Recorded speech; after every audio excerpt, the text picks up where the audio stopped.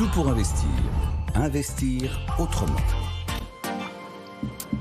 Écologie, crowdfunding, donc quête de sens. Dans cette séquence, on ouvre les perspectives d'investissement, comment on investit de l'argent mais aussi son temps dans des placements différents. On s'ouvre l'esprit avec Vincent Piche ce midi. Bonjour Vincent. Ouais, bonjour Lorraine. Merci d'être avec nous. Vous êtes le cofondateur de Kimpa. Avec vous, on va se demander comment faire rimer impact positif et performance. Petit chantier. Alors, on va se demander qu'est-ce que ça veut dire d'investir de manière environnementale et sociétalement correcte. Ouais, c'est la question que beaucoup de nos clients nous posent en premier contact. C'est qu'est-ce que l'investissement impact? On entend beaucoup parler d'investissement durable, investissement vert, ESG parfois pour environnement, société et bonne gouvernance. Ce qu'on essaie d'expliquer le plus simplement possible, c'est que investir pour chercher un impact, c'est déployer du capital pour améliorer l'état du monde. Et donc de manière très simple, c'est choisir un certain nombre de défis environnementaux ou sociaux auxquels, en tant qu'investisseur, on souhaite s'attaquer via le déploiement du capital qui est à notre disposition. Alors, on parlait à l'instant, vous nous avez peut-être entendu, d'ETF. Est-ce que cette volonté d'impact, elle est applicable sur l'ensemble des classes d'actifs? On parle d'immobilier dans cette émission, on parle de côté, on parle de private equity. Est-ce que c'est possible un peu partout? Ouais, alors en théorie oui, c'est possible, parce qu'en fait cette volonté de s'attaquer à des problématiques environnementales ou sociales via l'investissement, on peut l'appliquer à de l'immobilier en allant vers l'immobilier par exemple très vertueux d'un point de vue énergétique ou qui optimise le cycle de l'eau.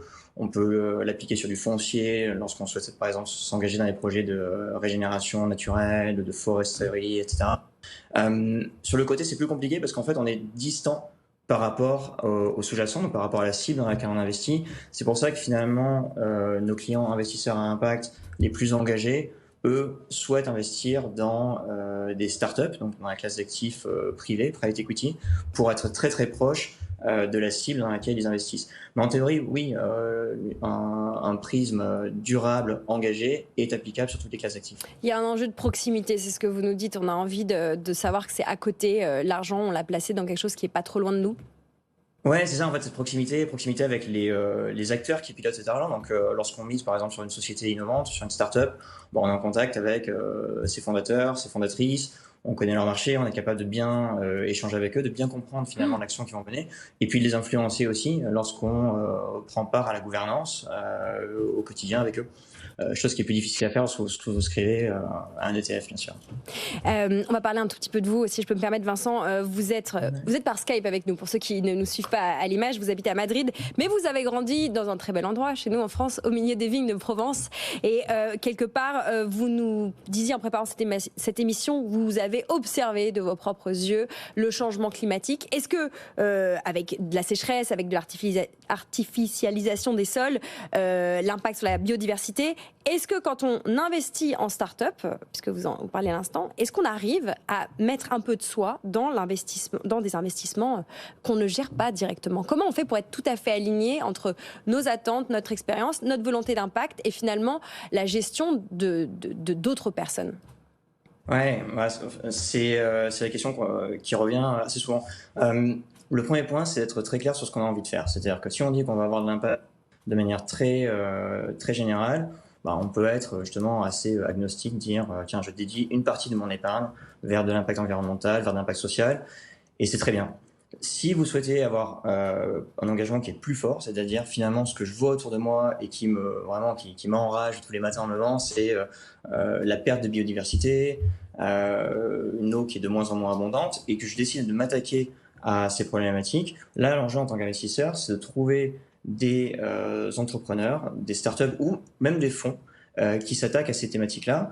Et là, dans ce cas-là, finalement, c'est l'investissement en temps que vous allez dédier, vous-même ou via vos conseils, et c'est pour ça qu'on existe chez Kimpa, qui va en fait vous rappeler sur le caractère mesurable de l'impact que vous pourrez avoir. La performance économique, elle sera documentée, ce sera votre retour sur investissement, et on pourra en parler, ils peuvent être très très bons. Mais la performance d'impact, c'est finalement le temps que vous ou vos conseils pourront y dédier pour être certain que lorsque je voulais m'engager pour la biodiversité, le résultat de mes investissements est aligné avec ça. C'est un enjeu donc d'alignement et de cohérence. Il y a pas mal d'avantages, évidemment. Il y a des critères de performance à envisager, mais il y a aussi tout ce qui n'est pas financier. Il y a tout ce qu'on pourrait appeler des avantages extra-financiers, notamment la maîtrise d'un sujet, l'apprentissage, tout ce qu'on peut apprendre en mettant des billes dans un sujet. Est-ce que c'est quelque chose que vous arrivez à vendre à vos clients, de dire, voilà, mettez des billes dans tel projet parce qu'en fait, vous allez apprendre quelque chose? Est-ce que cette dimension-là, les investisseurs, ils l'entendent? Ouais, totalement. En fait, le premier réflexe d'investisseur, c'est investir dans ce que je connais. Et donc là, la dimension apprentissage est plus limitée. En revanche, on a beaucoup de nos clients qui commencent à avoir des patrimoines significatifs de leur première activité professionnelle. Ça peut être des entrepreneurs à succès qui ont vendu leur boîte. Ça peut être des cadres dirigeants qui arrivent un peu comme mon âge, à 40, 45 ans, qui commencent à se dire, OK, qu'est-ce que je fais après? Et là, on voit en fait un flux massif de ces personnes-là qui décident de s'attaquer aux sujets climatiques, qui s'attaquent à des sujets de santé, d'éducation, de dépendance des personnes âgées. Et donc là, le contact avec des entrepreneurs dont les sociétés proposent des solutions au quotidien sur ces sujets-là est une source d'apprentissage absolument extraordinaire. Bon, dernière question. Qu'est-ce que vous dites aux gens qui pensent que c'est réservé au gros patrimoine de mettre des billes dans des projets à impact? Ouais, alors non, pas du tout. En effet, c'est une croyance, je dirais, historique, en disant une fois qu'on a tous les besoins sont couverts, après on peut faire un peu de philanthropie, on peut s'investir. Non, l'investissement impact, c'est de l'investissement dont le but est d'avoir un profit qui va être corrélé à l'impact réalisé par les entreprises. Et donc, en effet, il existe plein de plateformes disponibles en France ou à l'étranger qui vous permettent d'investir sur les startups à partir de quelques centaines d'euros. Nous, chez Kim, on a pris le parti de conseiller des clients qui sont prêts à investir 100 000 euros par projet, donc de manière un peu plus, beaucoup plus engagée. Et donc, on trouve des échos auprès de gros patrimoines ou des entreprises qui sont de plus en plus intéressées par ça également pour sourcer l'innovation, pour placer leur trésorerie, pour préparer l'avenir. Mais c'est accessible vraiment à tout investisseur à partir de quelques centaines d'euros sur plein de plateformes retail disponibles en France. Merci beaucoup Vincent Piche, le cofondateur de Kimpa, d'avoir répondu à nos questions.